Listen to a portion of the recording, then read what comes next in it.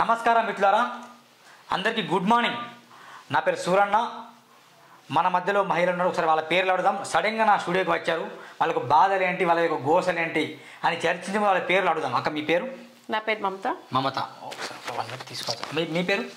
G Sujatha. G Sujatha. Priyanka. Priyanka. Vijay కుమారి. విజయ్ కుమారి. మీ పేరు ఇంకోసారి చెప్పండి గట్టిగా. నా పేరు మమత. మమత.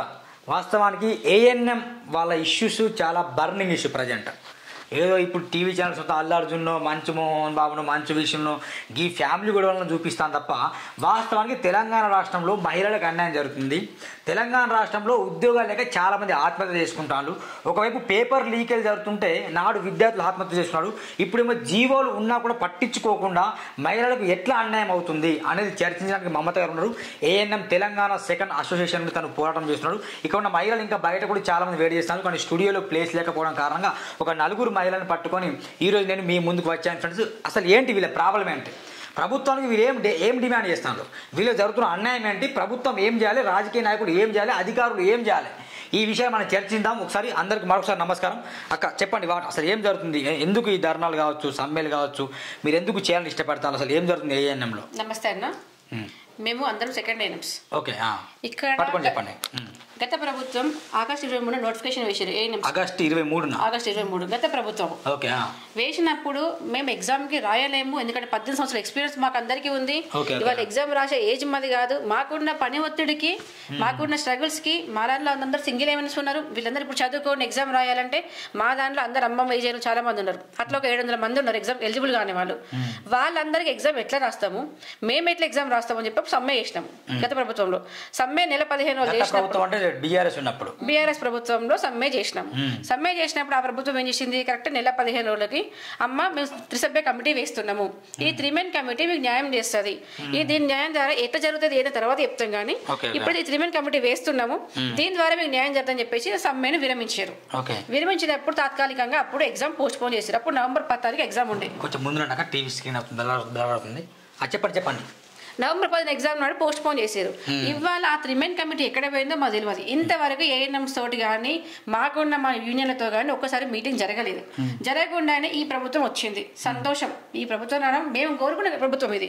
ఎందుకంటే 10 సంవత్సరాలకెళ్ళి ఒక్క నోటిఫికేషన్ లేదు. 10 ఏళ్ళకెళ్ళి ఏఎన్ఎంస్ అట్లనే ఉన్నారు. 20 ఏళ్ళకెళ్ళి బల్క్ గా ఒక 6,000 మంది ఇట్లనే ఉండిపోయినాం నోటిఫికేషన్స్ లేక.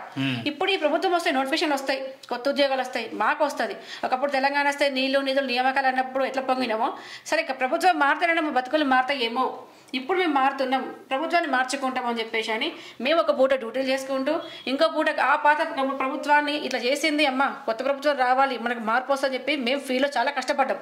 ఇది వాస్తవం. ఇవాళ ఈ ప్రభుత్వం వచ్చిందంటే మాకు న్యాయం జరుగుతుందని చెప్పేసి అని వచ్చిన తెల్లవారికి వెళ్ళి ఉన్న మినిస్టర్లకి, ఉన్న ఎమ్మెల్యేలకి, ఉన్న విప్పులకి, పాదయాత్రలో ఉన్న ప్రజెంట్ మన రేవంత్ రెడ్డి సార్ కూడా మేము లెటర్స్ ఇచ్చినాం. సార్ మేము ఇట్లా 6,000 మంది ఉన్నాము, మీ ప్రభుత్వం వస్తే మాకు న్యాయం చేయండి, ఇంతమంది రెగ్యులర్ చేస్తే ఆడపిల్ల బతుకు న్యాయం చేసిన వాళ్ళు అవుతారని చెప్పేసి మాకు జగిత్యాలలో చెరగల దగ్గర ఉన్నప్పుడు అక్కడ ఫొటోస్ కూడా కావాలి పెడతాం మీకు 2 సార్లు కలిసినాం మేము సార్ని. ఖచ్చితంగా న్యాయం చేస్తామమ్మా అని చెప్పి సార్ మాకు హామీ ఇచ్చినప్పుడు అదే ఫోటో పట్టుకుని సార్ కలిసినాక సార్ వాళ్ళ ఇంటి దగ్గర పోయినాము, తీసుకున్నారు, న్యాయం చేస్తామన్నారు. కమిటీ అమ్మ ఒక మేడం ఉంటారు, బెడ దగ్గర వెళ్ళమన్నారు, పోయినాము, వస్తున్నాం. ఎక్కడ మాకు న్యాయం జరగట్లేదు. మేము ఈ నెల 10 ధర్నా కాలంలో కూడా ప్రతి మండల్లో ప్రతి టెంట్ కిందకి ప్రతి ఒక్క ఎమ్మెల్యే ఇప్పుడు గెలిచిన ప్రతి మినిస్టర్ వచ్చి అమ్మ మేము వస్తామమ్మా, మేము ఖచ్చితంగా న్యాయం చేస్తాం, రెగ్యులర్ చేస్తామమ్మా, మమ్మల్ని గెలిపించారు అని మాకు హామీలు ఇచ్చిన రోజులు ఉన్నాయి. మా దగ్గర వీడియో రికార్డింగ్స్ కూడా ఉన్నాయి. అయినా సరే జరుగుతుందని హోప్ తోటి సంవత్సర కాలంగా వెయిట్ చేస్తున్నాం. ఇప్పుడు సడన్ గా ఎగ్జామ్ తీసుకొచ్చి ముందు పెట్టారు. మరి గతంలో మీరు అన్నారు, గతంలో త్రిసభ్య కమిటీ వేశారా?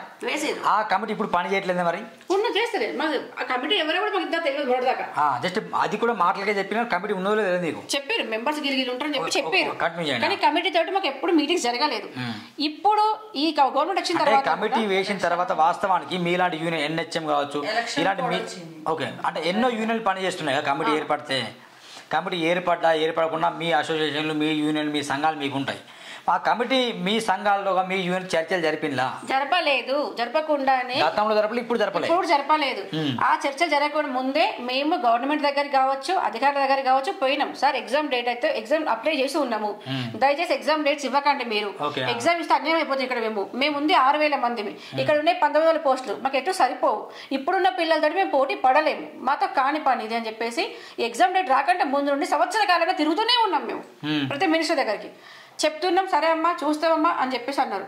ఇప్పుడు సడన్గా ఎగ్జామ్ డేట్ ఇచ్చారు. అసలు త్రిసభ్య కమిటీ ఎక్కడ పోయింది? మేము ఈ వారంకి మిమ్మల్ని రెగ్యులర్ చేయాలని ఏమైనా రూల్ ఉందా? ఏమైనా గతంలో ఏమైనా చట్టాలు ఉన్నాయా? 100% ఉంది. ఉంది. 2007లో కూడా ఇదే కాంగ్రెస్ ప్రభుత్వం అప్పుడు ఉంది. అప్పుడు నోటిఫికేషన్ వేసిరు, అప్పుడున్న సీనియర్ రకాలు అప్లై చేసుకున్నప్పుడు వీళ్ళు ధర్నా చేశారు. ఇట్లా అడిగారు, మళ్ళీ రోడ్ ఎక్కిరు. ఇంకా అన్నయ్య మీకు మా పరిస్థితి ఇది, మేము అడవులలో చేస్తాము, మాకు ఇట్లా పరిస్థితి ఉంది అంటే వాళ్ళకి 45 మార్క్స్ ఇచ్చుకుంటూ, ఏజ్ రిలాక్స్ ఇచ్చుకుంటూ 60 అంటే రోస్టర్ ప్రకారం క్యాస్ట్ ఇవన్నీ చూసుకొని వాళ్ళకి 45 మార్క్స్ ఇచ్చుకుంటే ఎగ్జామ్ లేకుండా వితౌట్ రెగ్యులర్ చేసేసారు వాళ్ళకి. అదే ప్రకారం మాకు చేయండి, మేము ఉన్న వాళ్ళందరూ చేయమనట్లేదు. మీకు ఎంతవరకు వేకెన్సీస్ మొత్తం మీరు ఎంత ఉంటారు?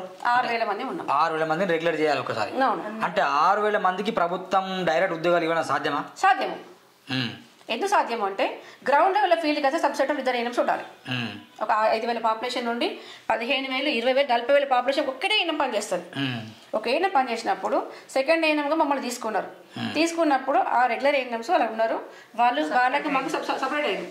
5,000 పాపులేషన్ ఉందనుకోండి, 2,500 మీకు, 2,500 నాకు, ఇట్లా సపరేట్ ఈక్వల్ పాపులేషన్ ఇచ్చారు, ఈక్వల్ వర్క్ ఇచ్చారు.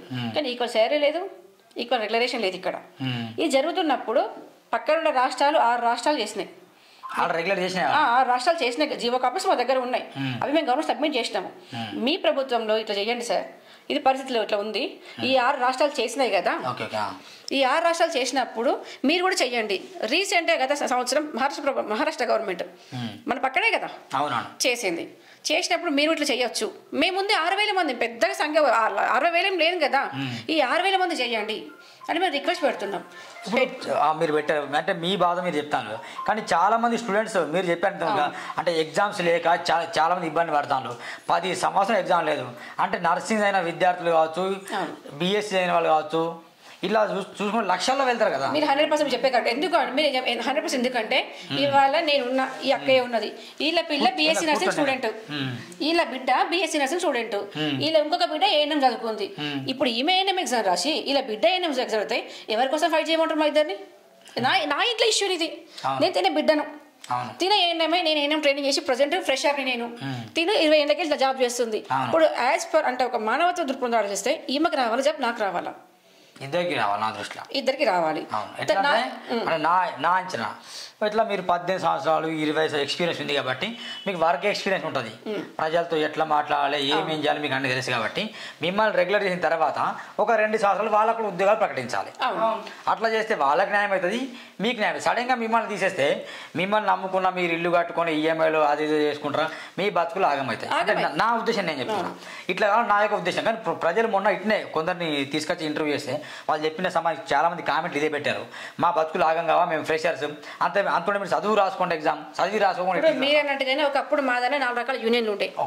ఇప్పుడు మేము ఒక జేఏసీగా ఈ 4 యూనియన్లపై ఒకటే మాటకు వచ్చినాము, మా అందరు రెగ్యులర్ కావాలి.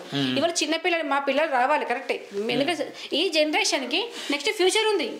ఏం కాకపోతే జీఎన్ఎం చదువుకోవచ్చు, ఆమె బిఎస్సీ చేసుకోవచ్చు, లేదంటే ఇంకో డిగ్రీ ఉంటే ఇట్లా గ్రూప్ 1 ఎగ్జామ్ గ్రూప్ 2 రాసుకోవచ్చు. కానీ మాకు ఆప్షన్ లేదు కదా ఇక్కడ.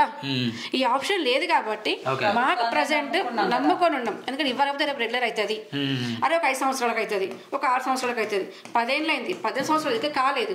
ఇప్పుడు మీరు అన్నట్టుగా ఫ్రెషర్కి జాబులు ఇస్తే మేము ఇట్లనే ఉంటాము. మళ్ళీ ఒక సంవత్సరానికి మళ్ళీ ఉద్యోగాలు ఇస్తే మళ్ళీ ఫైట్ చేస్తాం, మళ్ళీ రోడ్లు ఎక్కుతాం కదా.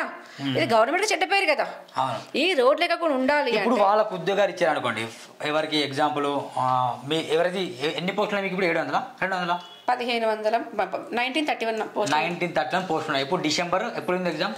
29th ఉంది, డిసెంబర్లోనే ఉంది.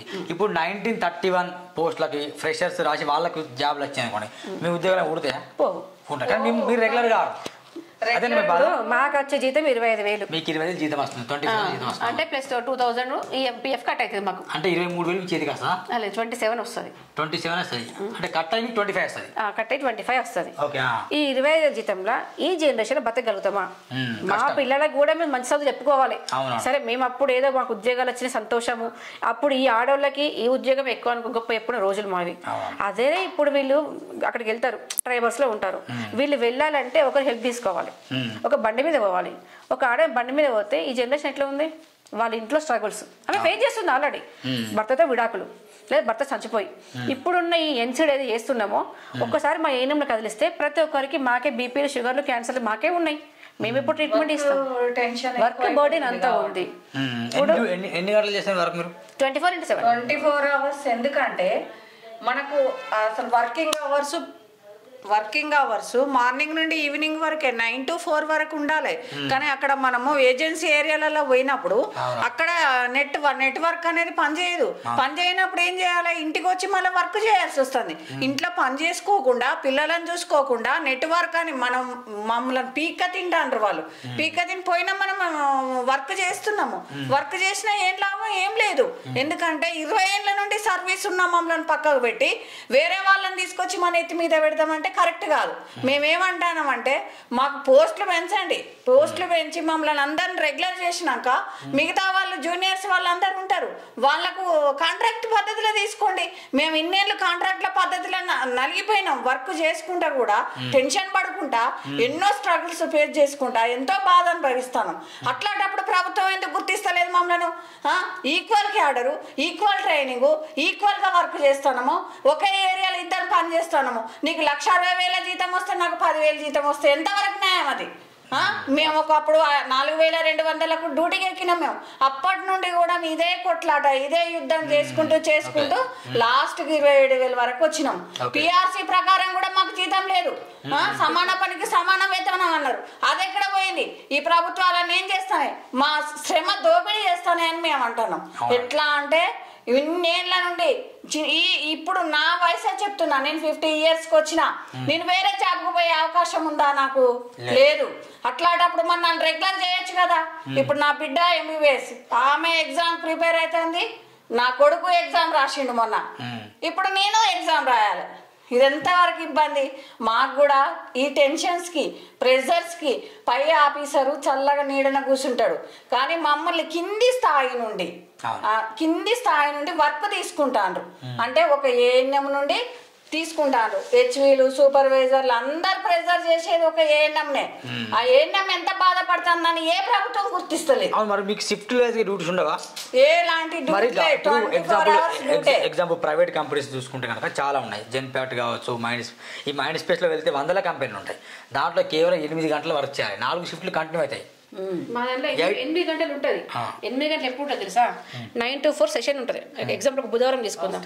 బుధవారం రోజు ఇమ్యునేషన్ చేస్తాం చిన్నపిల్లలకి. పిహెచ్ ఎక్కడో 50 కిలోమీటర్ల దూరం ఉంటుంది. మా సబ్ సెంటర్ ఎక్కడ ఉంటుంది, వీడికి వెళ్ళి సబ్ సెంటర్ దగ్గర వ్యాక్సిన్ తెచ్చుకోవాలి, పిల్లలకి వ్యాక్సిన్ చేయాలి, మళ్ళీ రిటర్న్ చేయాలంటే 5 అవుతుంది.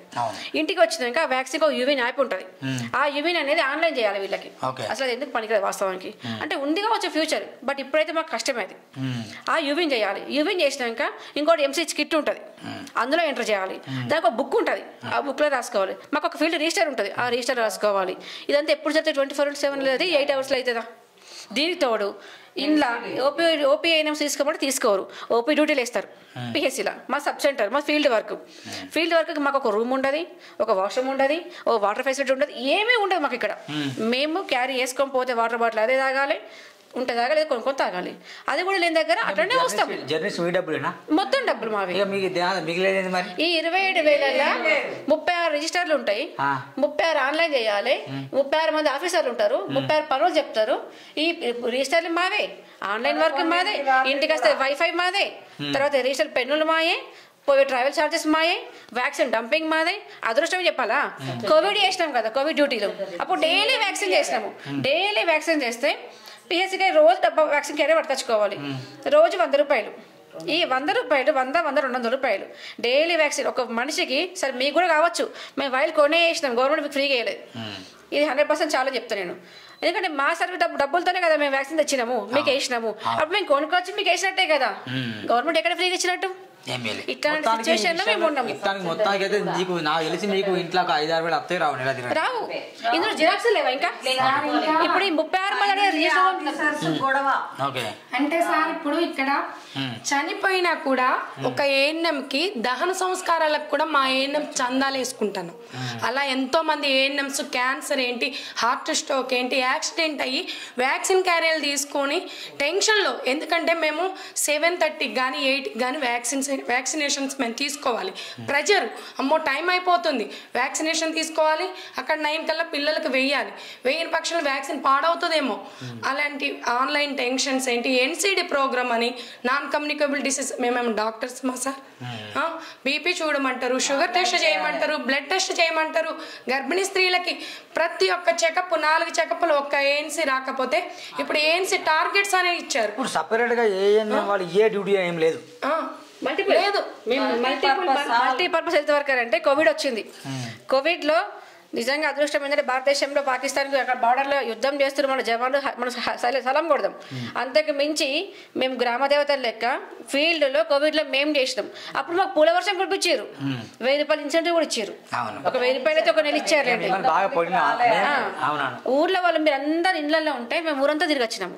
ఈవెన్ మేము కోవిడ్ సఫర్ అయినా కూడా మీకు ఫోన్లో కూడా ఫాలో అప్ చేసిన రోజులు ఉన్నాయి. చాలా మంది ఎంప్లాయీస్ మమ్మల్ని పొగిడిన రోజులు కూడా ఉన్నాయి. ఊళ్ళో వాళ్ళంతా మంచిగా ఉంటాయి. ఇలా గవర్నమెంట్ ఎందుకు కనిపిస్తలేము? ఇప్పుడు మీరు అన్నారు ఫ్రెషర్స్కి రావాలి. కోవిడ్లో ఇవాళ ఒక ఏఎన్ఎం చచ్చిపోతే ఆమె ఫ్యామిలీ జాబ్ రాలేదు. ఫ్రెషర్కి రావాలి, హ్యాపీ ఫ్రెషర్. ఎందుకంటే మా పిల్లలే ఉన్నారు ఫ్రెషర్స్ కూడా, వాళ్ళకి వస్తే మాకు కూడా హ్యాపీ కదా. కానీ ఇక్కడ మేమే ఇక్కడ ఉన్నాం కదా, రేపు పొద్దున మళ్ళీ వీళ్ళే కాంపిటీషన్ కదా. మేమైతే మాకు గవర్నమెంట్ వెయిటేజ్ మార్క్స్ ఇస్తా ఉంటుంది. ఇంకొక మాట, మాకు 30 మార్క్స్, అది 30 ఇప్పుడు కాదు, మాకు 2017లో ఇప్పుడు 30 ఇస్తుందా? ఇప్పుడు కూడా అంతే. మాకు 100 మార్కులు 30 యాడ్ చేస్తారు, 80కి 30 ఇస్తారు. 80కి 30 అంటే మిగతా 50 మార్కులు మీరు 100 మార్క్స్. ఓకే, 100కి 30 ఇస్తున్నాను మీకు. అంటే 70 మార్కులకు మళ్ళీ మీరు ఎగ్జామ్ రాయాల్సిందే. దాంట్లో మీ బాధ ఏంది? ఇప్పుడు దాంట్లో కూడా మేము రాయమంటాం. ఒకటి ఎందుకు రాయమంటున్నామంటే సర్వీస్ ఉండగా కూడా మళ్ళీ ఎగ్జామ్ ఎందుకు పెట్టాలని మేము క్వశ్చన్ చేస్తాం. మళ్ళీ బ్యాక్ వెళ్ళి చదవడం అనేది. ఇప్పుడు మేము జాబ్ లో జాయిన్ అయినప్పుడు ఇందాక చెప్పిన ఈమెకి పెళ్ళై మీ బాబు పాపతో ఉన్నాడు, 5 సంవత్సరాల బాబు. మీ బాబుకు వ్యాక్సిన్ నేనే చేసిన, మీ బాబుకు పెళ్ళైంది, ఆ పుట్టిన పిల్ల కూడా నేనే వ్యాక్సిన్ చేసిన. అంటే ఇక్కడ కాంటాక్ట్ అయినా ఇక్కడే ఉన్నా, నేను మారలే. నా పెళ్లి కాకముందు ఈ ఊరికి వచ్చిందాన్ని, మీ పిల్లలకి పెళ్ళైనా కూడా ఇక్కడే ఉంటున్నా. నేను మారుతానే కదా, రేపు ఏం జనరేషన్ ఉంటది. ఇక్కడ జనరేషన్ మీరు ఆపేస్తారు కదా ఇక్కడ. సో 30 మార్కులు ఇస్తున్నా, పెద్ద విషయం అని మీరు అనుకుంటారు. ఇక పెద్ద విషయం ఎట్లా వస్తుంది? ఇప్పుడు మాకు ప్రాక్టికల్ నాలెడ్జ్ ఉంటుంది, థియరీ నాలెడ్జ్ మాకు ఉండదు. ఎందుకంటే మేము చదువుకున్నప్పుడు ఓన్లీ అమ్మ ఫ్యామిలీ ప్లానింగ్ చెప్పిర్రి, ఇంజక్షన్స్ వేయుర్రి, గింతే ఫీల్డ్ వర్క్ ఉండప్పుడు 2-3 మలేరియా టెస్ట్లు వేయుర్రి. అప్పుడు హెల్త్ అసిస్టెంట్స్ ఉండే, వాళ్ళు చేసేది, మేము పుస్తకం రాసుకోదు ఏదో ఒకటి. ఆ వర్క్ పక్కన పెట్టి ఇప్పుడు ఆన్లైన్ తీసుకొచ్చారు. ఆన్లైన్ వచ్చిన రోజు ఆఫ్లైన్ ఉండదు అన్నారు. ఇవాళ ఆన్లైన్, ఆఫ్లైన్, ఇంకా డైరెక్ట్ లైవ్ జూమ్ కాల్స్ ఇవన్నీ ఉంటున్నాయి. నైట్ డ్యూటీస్ వస్తాయి, ఇంకా 24/7 నైట్ డ్యూటీస్ ఉంటాయి, ఓపీ డ్యూటీస్ ఉంటాయి. మరి స్టాఫ్ నర్స్ ఉన్నప్పుడు ఓపీ డ్యూటీ మేము ఎందుకు చేయాలి? కోవిడ్ లో ల్యాబ్ టెక్నీషియన్ ఉన్నాడు, ల్యాబ్ ఎందుకు చేయాలి? కోవిడ్ టెస్ట్ ఎందుకు చేయాలి?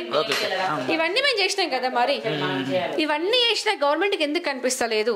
మేము మా పిల్లలకి మేము ఎగనెస్ట్ కాదు, మా పిల్లకు న్యాయం జరగాలి. ఎప్పుడు ఇవాళ ఒక కుప్ప ఇక్కడ ఉంది, ఈ కుప్ప క్లియర్ అయితేనే రేపు పొద్దున దారేస్తాము. ఈ దారే కానప్పుడు ఇట్లనే ఉండగా ఇంకోలా ఇక్కడ ఆగిపోతారు కదా. ఇది క్లియర్ చేయమంటున్నాం మేము అడిగే రిక్వెస్ట్. ఇప్పుడు నిన్న రమ్మన్నారు. ఇప్పుడు మేము అడిగేది గవర్నమెంట్ ఒకటే సార్. ఇప్పుడు 6000 మంది ఉన్నాం మేము ఏఎన్ఎంస్.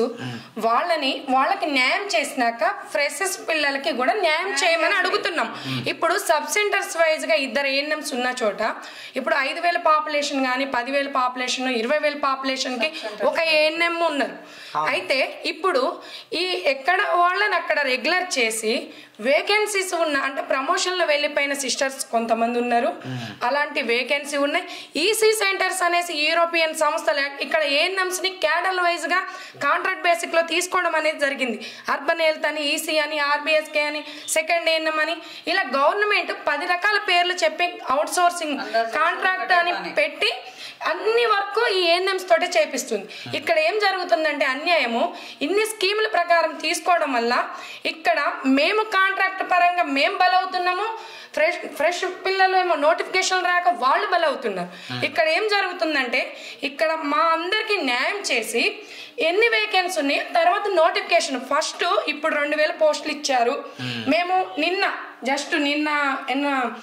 వెళ్ళంగా మేము మంత్రి గారిని అపాయింట్మెంట్ కోసమని వెళ్ళాము. మాకు కమిటీ 3 సభ్య కమిటీ వేశారు. మాకు చర్చలు ఏంటి, అప్పుడు సమ్మె చేసినప్పుడు కమిటీ వేసామన్నారు. మా సమస్యలు పరిష్కరించకుండా కమిటీ అనేసి మమ్మల్ని సమ్మె వాయిదా వేయించిన తర్వాత ఇప్పుడు కమిటీ చర్చించకుండా మీరు ఎగ్జామ్ డేట్ ఏ విధంగా ఇస్తారు? ఆ రోజు మేము ఎగ్జామ్ వద్దనే కదా, మమ్మల్ని రెగ్యులర్ చేయమనే కదా మేము అన్నది. అయితే ఇప్పుడు ఒకటి సార్ మేము అడిగేది గవర్నమెంట్ని, ముఖ్యమంత్రి గారిని ఒకటే అడుగుతున్నాం, మా 6000 మంది ఏఎన్ఎంస్ న్యాయం చేయండి ఫస్ట్. మీకు ఒకవేళ డైరెక్ట్ మీకు గవర్నమెంట్ రెగ్యులర్ చేస్తే ప్రభుత్వానికి నష్టమా? లేదు సార్, లేదు. ఎక్కడోళ్ళని అక్కడ చేసే రైట్స్ కూడా ఉన్నాయి. ఎందుకంటే 2500 పాపులేషన్ ఒక ఏఎన్ఎం ఉన్నారు. అంటే మనకంటే పాపులేషన్ బిగ్గెస్ట్ పాపులేషన్ చాలా ఉన్నాయి రాష్ట్రాలు. మహారాష్ట్ర మనకంటే బిగ్గెస్ట్ పాపులేషన్. కొంచెం తెలంగాణతో పోల్చుకుంటే మహారాష్ట్ర కొంచెం డెవలప్డ్. ఓకేనా, ఇండస్ట్రియల్ పరంగా కావచ్చు, వాణిజ్య పరంగా, వ్యాపారంగా, వ్యవసాయం కొంచెం డెవలప్డ్ అయింది ఇది మహారాష్ట్ర. అక్కడ పొలిటీషియన్స్ కూడా కొంచెం ఎక్కువ సీట్లు ఉంటాయి, అసెంబ్లీ కావచ్చు, పార్లమెంట్ కావచ్చు. అలాంటి మహారాష్ట్రలో రెగ్యులర్ చేసినప్పుడు ఇక్కడ మీకు రెగ్యులర్ చేస్తే ప్రభుత్వానికి ఏమైనా నష్టం ఉందా? నష్టం లేదు సార్. మరి ఎందుకు చేయట్లేదు? సార్ ఇక్కడ కాంట్రాక్ట్ వ్యవస్థని మమ్మల్ని అంటే వెట్టి చాకి చేయించుకుంటుంది గవర్నమెంట్. ఎందుకంటే తక్కువ జీతంతో వీళ్ళు చేస్తారు బానిసలాగా అన్న ఉద్దేశం మీద అందరం ఆడపిల్లలం సార్, పేద కుటుంబంలో నుండి వచ్చిన వాళ్ళం. మాకు జీతంతో మేము బతుకుతున్నాం, వాస్తవం చెప్తున్నాము, జీతంతో బతుకుతున్నాం సార్. ఎందుకంటే ఈఎంఐలు కట్టుకోలేక, మా పిల్లలకి కడుపు నిండా తిండి పెట్టలేక, అలానే ఇంగ్లీష్ మీడియం అందరి పిల్లలేమో డాక్టర్స్ పిల్లలు మా హై లెవెల్లో చదివిస్తుంటే మా పిల్లలు గవర్నమెంట్ స్కూళ్ళల్లో మేము చేపిస్తున్నాం. అది కాదు సమస్య, మాకు న్యాయం అనేది చేయాలి సార్. నిన్న పిలిచారు కానీ మా సమస్య ఇదంటే రేపు రెండమ్మ పిలుస్తాము మాట్లాడతాము అన్నారు. ఈ రోజు పిలిచారు. ఉంది ఒకసారి కాల్ చేయండి, మాట్లాడదాం. ఒకసారి కాల్ చేయండి, మాట్లాడదాం.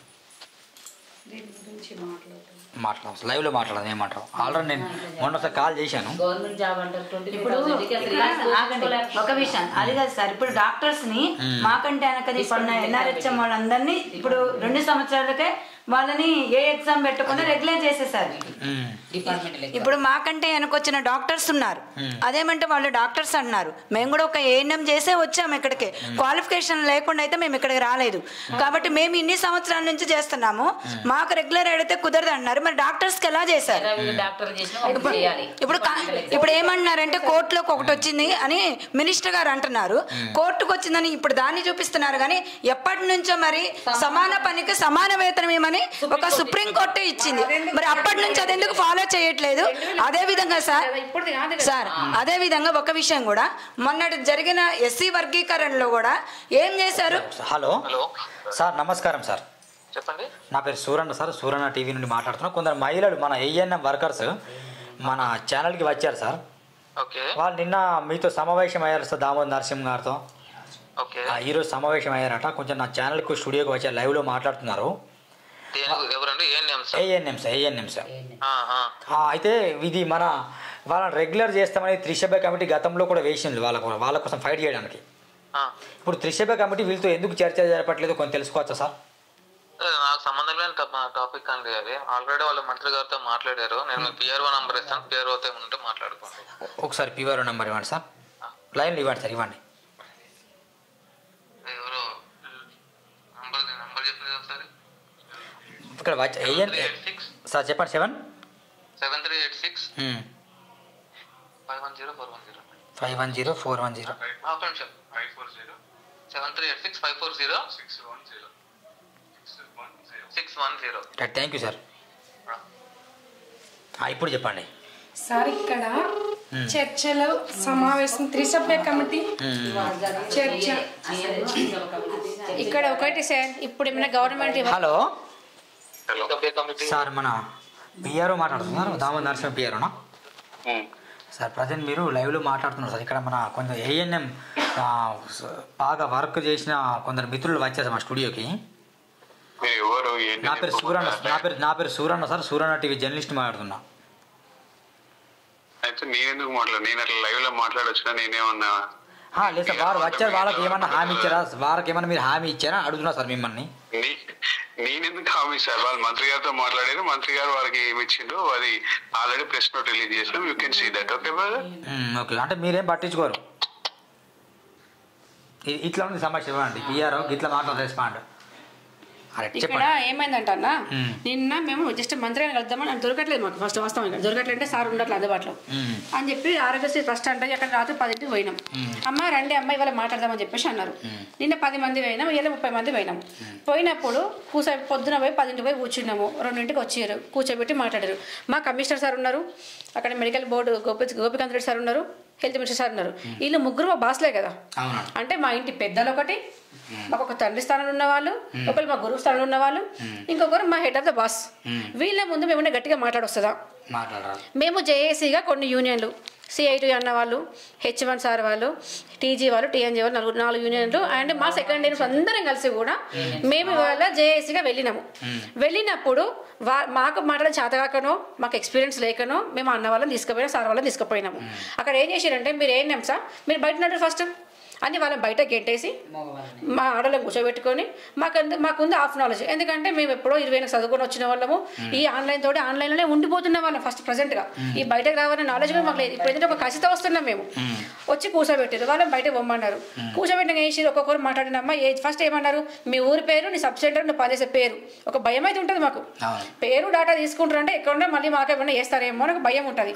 గత ప్రభుత్వంలో జరిగినాయి కూడా ఇట్లాంటి సమ్మె వేస్తే మాకు సోకాస్ నోట్స్ వచ్చినాయి. ఇలాంటివి వస్తే భయంతో మేము కొంచెం తడబడుకుంటూ మాట్లాడినప్పుడు అమ్మ కొంచెం గట్టిగా మాట్లాడితే ఇవన్నీ బయటకు ఏంటేరి, నేను నా గవర్నమెంట్, నేను ఇట్లే మాట్లాడతా, నన్ను వమ్మంటావా, మీరు పోతారా? అయినా ధర్నా చేసుకోండి. ధర్నా చేసుకుని నీ దగ్గరికి కాలుమొక్కడికి ఎందుకు వస్తాం? మేము ఇక్కడికి బతిలాడుకుంటున్నాం కదా సార్ మిమ్మల్ని. మేము ఒక ఆడపిల్లలేగా ఒక సారే అన్నారు. ఇలా మాకు వీడియోస్ వస్తే కూడా వీడియోస్లో వాయిస్ కట్ చేసి వీడియోస్ పెట్టారు. మాకు అంత నీచమైన స్థితిలో మేము ఉన్నామా? ఒక ప్రజల సేవ చేసిన వృత్తిలో మేము ఉండి మాకు వైద్యం లేదు, ఇక్కడ మాకు హెల్త్ కార్డ్స్ లేవు, హెల్త్ బీమా లేదు, చచ్చిపోతే కనీసం మనిషి ఇది లేదు. అట్లీస్ట్ సరే మేము డెలివరీ చేసిన ఎవరైనా లేం కావచ్చు, డెలివరీ అయినా ఇప్పుడు ప్రజెంట్ ఉన్న వాళ్ళకైనా లీవ్స్ కావాలంటే లీవ్స్ లేవు, లాస్ ఆఫ్ పే పెట్టుకోవాలి. ఏదో సర్జరీ అయింది జీతం పోగొట్టుకొని చేసుకోవాలి, జీతం పోతే మా పిల్లల పొట్టలు ఎండుతాయి. ఇది చేసుకోవాలా అది చేసుకోవాలా అని ఒక మా పెద్ద తండ్రి మెడికల్ డిపార్ట్మెంట్లో హెల్త్ మినిస్టర్ మాకు తండ్రి లాంటి కష్టమైన నష్టమే మేము ఆయనగా చెప్పుకుంటాం.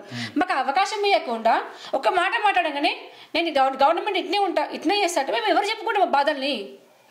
గత ప్రభుత్వం ఏమో కంచెలు కట్టుకొని రానియకుండా ఉన్నారు. మా ఫైనల్ ఏం లేదండి, మా 6,000 మందిని ఉన్న పలంగా మొన్న రీసెంట్ స్టాఫ్ నర్స్ పోస్టులు 7,000 వేసారు, మళ్ళీ 2,000 పోస్టులు వేసారు, ఒక 9,000 పోస్టులు వేసారు. మేము అడిగేది ఒక 6,000 పోస్టులే. అది కూడా 100% వేకెన్సీస్ ఉన్న పోస్టులనే అడుగుతున్నాము. క్లియర్ వేకెన్సీ పోస్టులు ఉన్నాయి. ఆ గతంలో 4 సంవత్సరాల కిందట వాకాటి కారణ మేడం మన కమిషనర్ మేడం ఉండే, అప్పుడు మేడం ఉన్నప్పుడు 3,000 సాంక్షన్ పోస్టులు తీసారు మేడం, ఎగ్జాక్ట్గా తీసారు. అప్పుడు 4 సంవత్సరాలకి వెళ్ళి మళ్ళీ వీళ్ళు స్క్రూటినీ చేయలేదు, ఏ గవర్నమెంట్ కూడా దాన్ని చూడలేదు, చూడకుండానే నోటిఫికేషన్ ఇచ్చారు. మేము మళ్ళీ అడిగినాం, అప్పుడు పోస్టులు ఇన్ని ఉన్నాయి, కొద్దిమంది చనిపోయిన వాళ్ళు ఉన్నారు, ఫస్ట్ అయినా ప్రమోషన్లో వెళ్ళిన వాళ్ళు ఉన్నారు, తర్వాత ఇవి తీసుకోండి, ఇంకొక 2,000 పోస్టులు వేస్తే ఒక 5,000 పోస్టులు అవుతాయి, మళ్ళీ ఓపీటీ కింద కొంతమంది ఏఎన్ఎంస్ తీసుకోండి, లేదంటే డాటా ఎంట్రీ వర్క్ ఎక్కువ అవుతుంది, దీన్ని ఒక డిఓ కింద కన్వర్ట్ చేసుకోండి. పిఎస్సిలో ఏఎన్ఎంనే ఇంకా కొత్త పోస్ట్ ఇవ్వకండి, ఏఎన్ఎం పోస్ట్ జీతంనే కన్వర్ట్ చేసుకోండి. ఇట్లా మీరు రకరకాల ఆప్షన్స్ ఇచ్చినా కూడా మా మీద ఎందుకు ఇంత చులకన గవర్నమెంట్కి? లేదంటే కోర్టు తెచ్చుకోమంటే ఇక్కడ ఏం జరుగుతుందంటే సార్, ఇప్పుడు మనకి కోర్టు నుంచి జీవో నెంబర్ 16 రద్దు చేయండి అన్నారు. జీవో నెంబర్ 16 కింద మమ్మల్ని ఆ రోజు తీసుకున్నారా? రూల్ ఆఫ్ రిజర్వేషన్ కింద ఈ జిల్లాల వైజ్గా మమ్మల్ని తీసుకోవడం అనేది జరిగింది. మేము ఒక ఎడ్యుకేషన్ పర్సన్స్ అందరం డిగ్రీల వరకు కూడా పీజీలు చేసిన వాళ్ళం కూడా మాలో ఉన్నారు ప్రతి ఒక్కళ్ళు.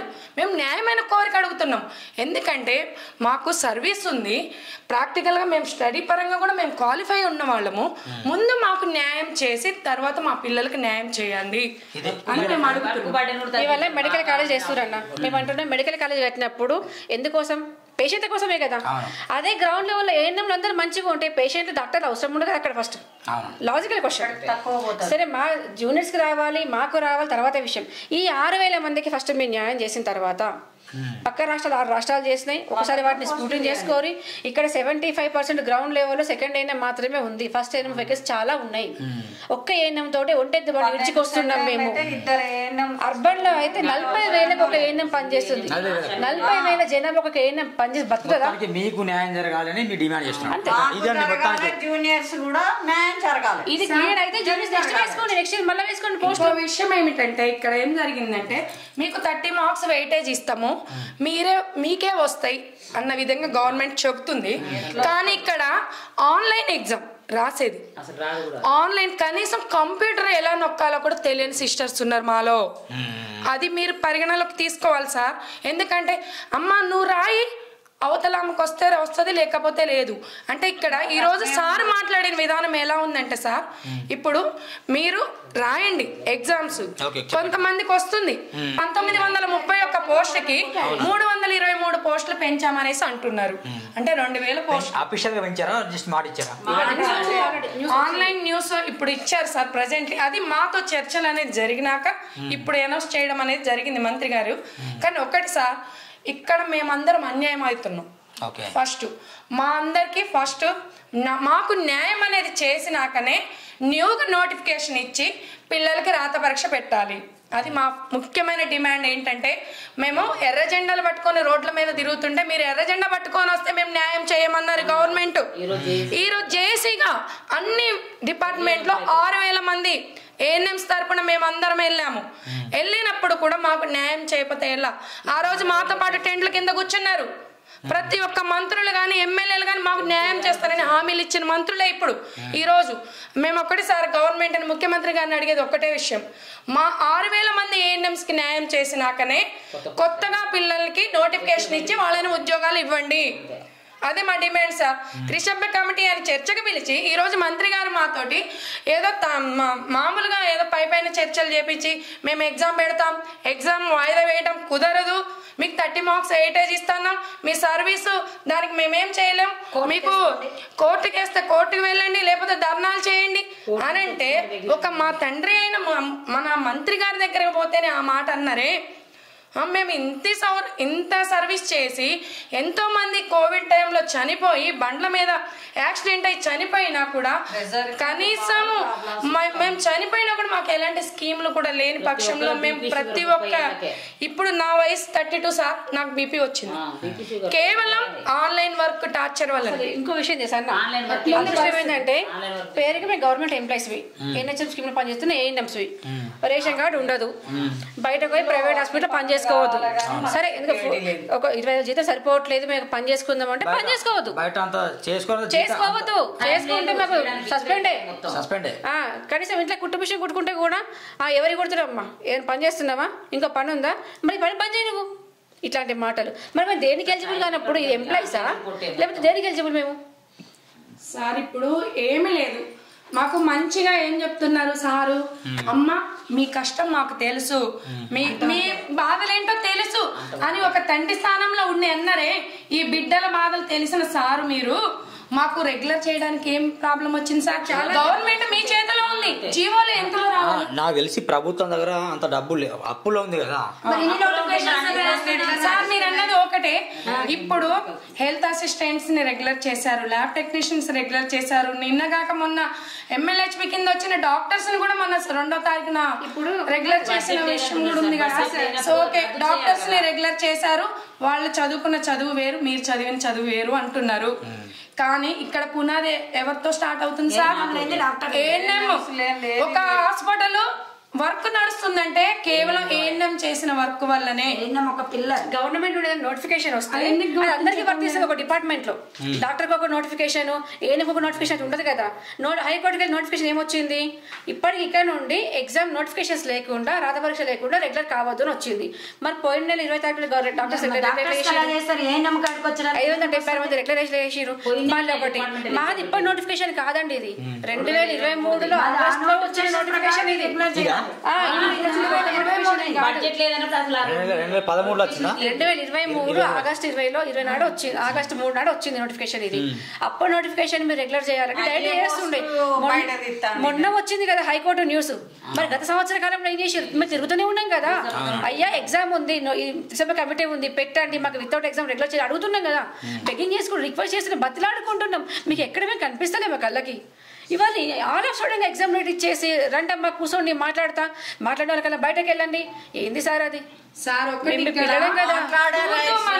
ఈ రోజు మాతో మంత్రి గారు చర్చలు పిలిచారు సార్. త్రిసభ్య కమిటీ అంటే ఒక ఐఏఎస్ అధికారుల్ని అలర్ట్ చేసి ఆ రోజు లీగల్ లాయర్ తోటి అందరి సమావేశంలోని చర్చలని చెప్పారు. తూతు మంత్రంగా ఈ రోజు ఏదో చర్చలు అనేది సమావేశం అనేది జరిపారు. కాబట్టి ఇక్కడ మా డిమాండ్ ఏంటంటే, మాకు ఈ రోజు మా మంత్రి గారు మాతో సమావేశమైన మాకు న్యాయం చేసే విధంగా లేరు. కాబట్టి మేము ఈ రోజు మీ దగ్గరకు రావాల్సిన పరిస్థితి అనేది వచ్చింది. కాబట్టి ఒకటి సార్, మేము గవర్నమెంట్ని అడిగేది ఒకటే, మాకు న్యాయం అనేది చేసిన తర్వాతనే కొత్త రిక్రూట్మెంట్ ఇవ్వండి, వాళ్ళకి న్యాయం చేయండి. మేము వాళ్ళకి అన్యాయం చేయమని మేము అడగటం లేదు. ఎందుకంటే ఇంత సర్వీస్ ఉండి ఇంత వర్క్ చేసి మేము ఎంతో సఫర్ అయ్యాము. మా జీవితాల్లోకి మళ్ళీ మేము వెళ్ళలేము కదా. కాబట్టి మాకు గవర్నమెంట్ మమ్మల్ని దృష్టిలో పెట్టుకొని మాకు న్యాయం జరగాలనేది మేము కోరుకుంటున్నాము. ఒకటే సార్, మేమందరం మధ్య తరగతి చాలని వేతనాలతో పనిచేస్తున్న కుటుంబాల నుండి వచ్చిన పేదవాళ్ళం. అర్థం చేసుకోండి గవర్నమెంట్. ఎందుకంటే మీరు వస్తే మాకు న్యాయం జరుగుతుంది సార్. ఒకటి గుర్తుపెట్టుకోండి, మేము సెకండ్ ENM గా జాయిన్ అయింది మన కాంగ్రెస్ గవర్నమెంట్ లోనే. నా 3200 నుంచి 4200, 4200 నుంచి 10,000. అంటే మాకు 9వ PRC 10వ PRC కూడా ఇచ్చారు. 11వ PRC ఉండేసరికి బీఆర్ఎస్ ప్రభుత్వము 30%, అంటే 11వ PRCకి బేసిక్ వేతనానికి 30% లెక్క మాకు 27,300. అంటే బేసిక్ వేతనానికి కూడా మేము కోల్పోయినాం సార్. ఈ రోజు నెలకి 4,000 చొప్పున కూడా మేము కోల్పోయినాం. అయినా కూడా మేము గవర్నమెంట్ ప్రశ్నించలేదు. కానీ ఇక్కడ మేము ఏదో ఒక రోజు మా కాంగ్రెస్ గవర్నమెంట్ వస్తే మాకు న్యాయం జరుగుతుంది, రేవంత్ అన్న, ఇటు దామోదరం నరసింహ సారు, ప్రతి ఒక్కరు మాకు న్యాయం చేస్తారు. మా ఖమ్మం జిల్లాకి ఇంకా నమ్మకం ఉంది సార్. ఎందుకంటే వాళ్ళు మా అన్నలు, ఎందుకంటే మేము తోటి వాళ్ళ ఆడబిడ్డలం.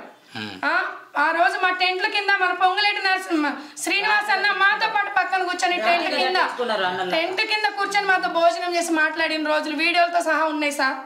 అది మేము చెప్తున్నాము. ఎందుకంటే మా ఖమ్మం జిల్లాలో మాది ఏజెన్సీ ప్రాంతము. ఖమ్మంలో భద్రాద్రి డిస్ట్రిక్ట్ సార్. మారుమూల గ్రామంలో ఏజెన్సీ ప్రాంతాలలో చేస్తున్నాము మేము.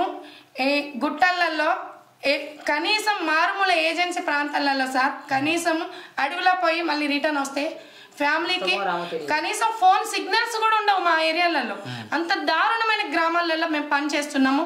మలేరియా పాజిటివ్ అని, డెంగ్యూ పాజిటివ్ అని ప్రతి ఒక్కటి ఇంటింటి సర్వేతో సహా ప్రతి ఒక్క వర్క్ మేము చేస్తున్నప్పుడు గుర్తిస్తున్న గవర్నమెంట్ రెగ్యులర్ విషయం కాడికి వచ్చేసరికి గవర్నమెంట్ హైకోర్టుకి వెళ్ళి ఆర్డర్ తీసుకురండి మీకు మిమ్మల్ని రెగ్యులర్ చేస్తాననడం అది కరెక్ట్ కాదనేసి మేము ఈ ఛానల్ వతంగా మేము ఖండిస్తున్నాం సార్. ధర్నాలు చేస్తాను, స్టూడియోకి వస్తాను, అటు వెళ్తాను, ఇప్పుడు డ్యూటీ చేయట్లేదు, డబ్బులు కట్టేదే పెట్టుకొని వస్తున్నాం. డబ్బులు కట్ అయితే డబ్బులు సార్ మాకు నెలకి 2 లేదా 1 సెలవు.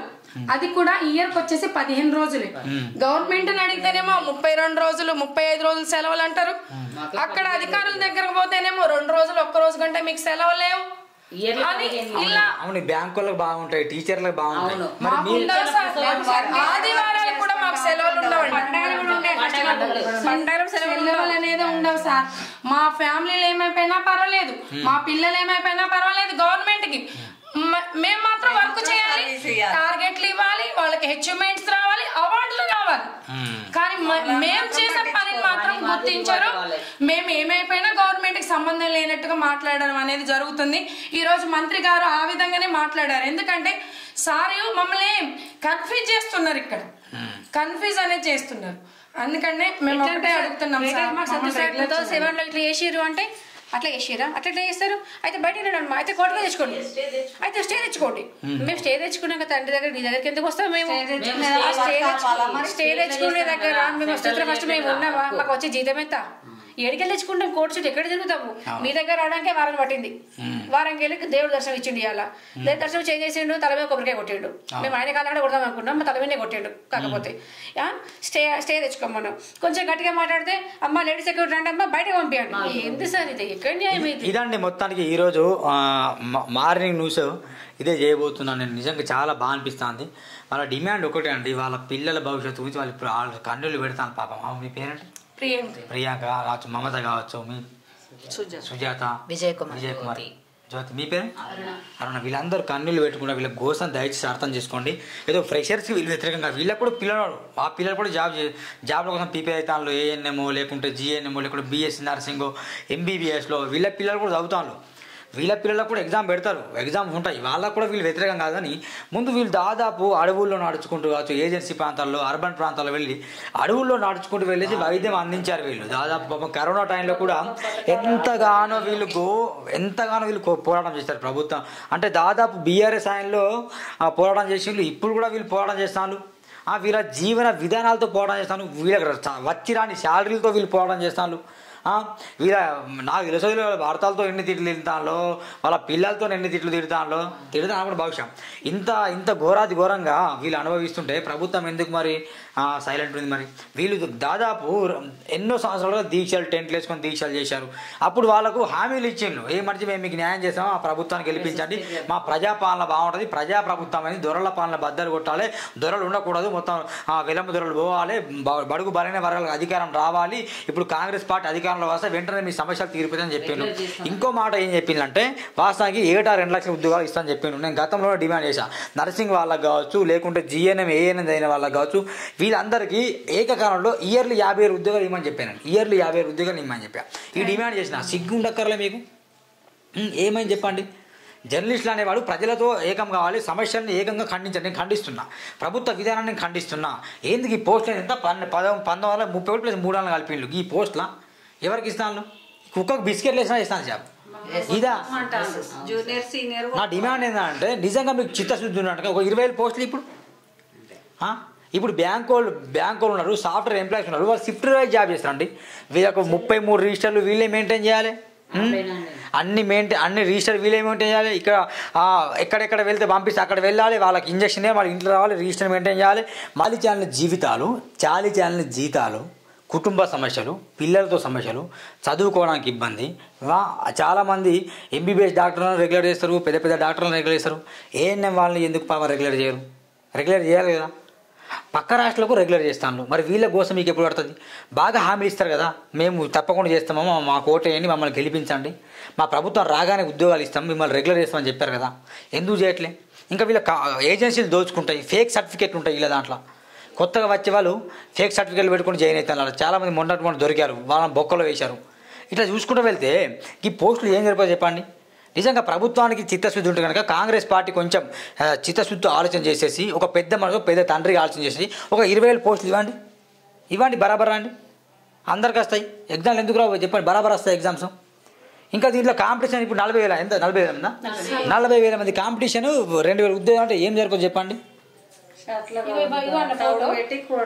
డిసెంబర్ 12 నాడు సార్ కొత్త హెల్త్ మినిస్టర్ వచ్చినప్పుడు మేము పోయి కలిసినాము సార్ని కలిసి సార్ ఇది నోటిఫికేషన్ ఉన్నది మాకైతే ఎగ్జామ్ పెట్టకూరి మీరు ఎవరికైనా పెట్టుకోండి మా ఏనోడు పెట్టకండి అని చెప్పేసి Day 1 డిసెంబర్ 12, 2023 నాడు ఎప్పుడైతే గెలిచిరో ఓ దండ వేసి దండం పెట్టి సార్ మా పరిస్థితి ఇదని చెప్పి కూడా వచ్చినాము ఇవాళ హైకోర్టు నుంచి చెప్తే మాకేంటి అవసరం ఇట్లాంటి 100 ఇచ్చిన లెటర్ మేము మరి అప్పుడు గుర్తు రాలేదు మేము ఉన్నామని ఇప్పుడు సమావేశం పెట్టి ఆ కోర్టుగా స్టే తెచ్చుకో ఎట్లా తెచ్చుకుంటాం మరి మీరెందుకు ఉన్నారు రాజకీయ నాయకులు ఇక్కడ మాకు డిపార్ట్మెంట్ చెప్తున్నాం సార్ ఈ రోజు మాకు మంత్రి గారు గుడ్ న్యూస్ చెప్తారని సంతోషంతో వెళ్ళాము వాస్తవం చెప్తున్నాము కానీ అక్కడికి వెళ్ళాక ఏదో కుక్కకి బిస్కెట్ వేసినట్టు అయింది మా పరిస్థితి ఈ రోజు చెప్తున్నాం సార్ తెచ్చుకుంటా ఈయన చచ్చిపోతా నేర్చుకుంటా కామే తెలుసా ఇదండి ఇప్పుడు వీళ్ళ గోస మీకు అర్థమవుతుందా mister Revanth Reddy I am question directly Damodar Narasimha Rao